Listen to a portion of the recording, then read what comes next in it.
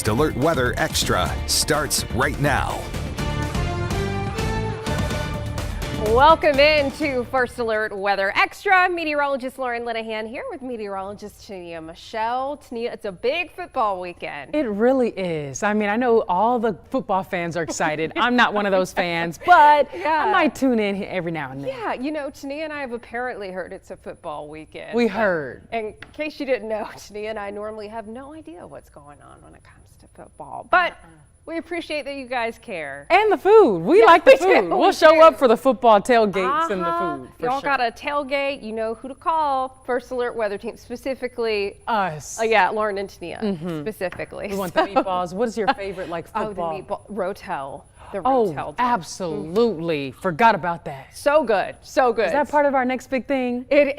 No, I'm sorry. We'll have to save the Rotel dip for Saturday, Tania. But yeah, let's look at what we're tracking this evening. We do have a couple of showers around areas to the south. Most of us, though, are going to be staying dry. So as we look at First Alert AccuTrack right now, you can see there is a little bit of light rain across the southern half of the state, closer to the Montgomery area. You can see that stalled front to our south, and we've got some drier air in place that has been moving in across central Alabama, relatively drier, at least compared to the south. But looking at First Alert AccuTrack right now, things are pretty quiet for most of us, and we're seeing temperatures in the 80s. So it's certainly warmed up today. You'll notice, though, areas south of I-20 where we have 70s. That's where we have more cloud cover around and a couple of isolated showers. So as we look closer to Coosa and Chilton County, that's where we've got a couple of light rain showers this evening, stretching from I-65 around Clanton and then stretching up to Goodwater and Bradford. Most of this is to the north and west of Rockford. As we look over in Tallapoosa County, a couple of sprinkles closer to Dadeville, right along Highway 280. And this rain is going to continue to kind of be moving eastward here, but most of this should stay south of I-20. Definitely a better chance of rain closer to the Montgomery area. But you will notice how temperatures have changed drastically from this time yesterday. I mean, check out West Alabama. Compared to this time yesterday, we're running almost 15 to 20 degrees warmer. So I know that cold front was really nice that came through. And honestly, it's not going to feel too bad this weekend. Still temperatures below average, but we are seeing just a little bit of a warm up in the forecast. So tonight, of course, we've got sideline. If you're going to be going to the game of the week, temperatures will be holding on in the 80s early. Right now we're in the 80s, but notice as we go throughout the evening, we should be getting into the 70s under a partly cloudy sky. Better chance for clouds areas to the south, and most of us should be staying dry. Now, as far as the Auburn football forecast, that is also kicking off. The Auburn game tonight as they're on the road in Waco, Texas, taking on Baylor. Likely going to be a partly cloudy sky this evening and temperatures warm over in Texas in the 80s for tonight. And then Alabama goes down to the Sunshine State to take on Florida State. They'll be at FSU in Tallahassee, and unfortunately it does look like 2:30 tomorrow at kickoff. There is going to be a pretty decent chance for some storms in the forecast, so make sure you stay up to date on the First Alert Weather app. Well, as we continue to talk about the impacts of Katrina on its 20th anniversary, your meteorologist Megan Thomas spoke with another meteorologist in New Orleans who talks about her journey into weather and how Katrina shaped her life. As we've been talking about, this is the 20th anniversary of Katrina, and not only is she born and raised in Louisiana, but came back home to work and covers the weather. And I wanted you to touch on, Shelby, how Katrina shaped you, not only as a person, but also as the meteorologist you are today. I think for a long time, again, kids are just baseline interested in weather, but for a long time, I didn't realize it could be a career. I thought it was just something we all kind of like looked at and watched. And in the aftermath of the storm, the forecasting was one thing, but if you remember Katrina, the track changed quite considerably. And there was a short time to sort of evacuate and kind of wrap your brain around what was happening. Thankfully, forecasting has gotten a lot better since then. But it wasn't so much before the storm, but after the storm, when we came back and our local news, I get chills thinking about it. Our local news and our local meteorologists were truly the ones on the ground giving us like all of the information. I remember thinking I would love to be there for people at a really bad time like this. I would love to be the person who's there for them. And meteorology has given, me that opportunity. So I'm thankful for that. Oh man, yeah, we've been covering this throughout the week, and we had more stories that we aired last night on First the Weather Extra. If you missed that, be sure to check that out on our YouTube channel, WBRC 6 News, or you can go to our website and search Hurricane Katrina and find the other stories there.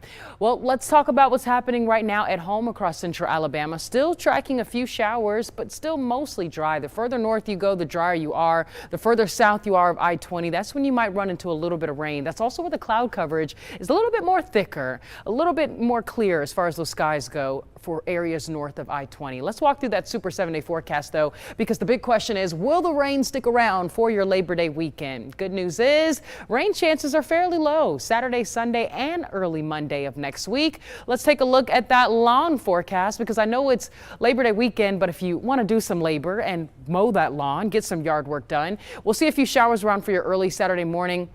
Rain chances for the late morning and into the evening are a lot lower. So going ahead and giving you that green light and that green thumb. Hopefully you have one of those if you're working on that lawn for the weekend. But you should be good to go for any outdoor plans, whether you're working on the yard or not. Maybe you just want to be out and have some fun.